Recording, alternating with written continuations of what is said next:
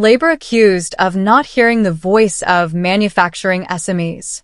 Labour has pulled the red carpet of growth from under UK manufacturing following its recent budget and failure to act swiftly on a stalled EV market. This was the powerful message from the Confederation of British Metalforming, CBM, after canvassing its 200 member companies, the vast majority of them classed as small to medium-sized manufacturers, SMEs. President Steve Morley took this view to London this week when he met with local Labour MPs in Parliament, who so far have been very supportive on the issues directly impacting SMEs.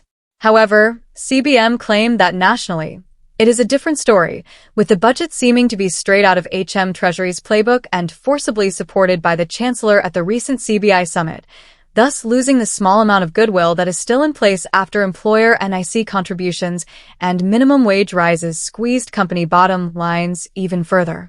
The automotive veteran, who spent more than 2 decades working at Surtec Group, is now questioning whether the government can be trusted to deliver on its much-heralded industrial strategy.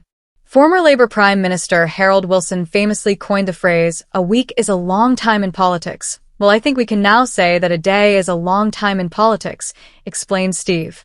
All of the optimism following the election and the promise of an industrial strategy has been wiped away with the ill-thought-out budget. The tax hikes forced onto businesses could have a devastating impact on SMEs, who are still grappling with the impact of inflation and energy prices far higher than their European counterparts. This additional burden, estimated to cost our members tens of millions of pounds, is another whammy to an already under-siege sector, with the stagnation of the EV market leaving the UK market in a state of purgatory. He continued, "Going forward, this now begs the question, can we trust Labour with the industrial strategy? It is one thing introducing one, but it's the content that counts, especially for SMEs, who are constantly overlooked. Who is really speaking for small to medium-sized firms in manufacturing? For me, it wasn't only the government's credibility that was damaged by the budget, but that of the B5 lobbying groups. Given their direct access to the powers that be at Whitehall, the failure to deliver for business left them at best hoodwinked and, at worst, looking naive. Would the government have treated the unions in the same way? Lobbying is all well and good, but if you are going in softly all the time, this is what happens. It is far too cozy and needs a shake-up. Only then will we see clear support for SMEs, who are the foundation of manufacturing in the UK.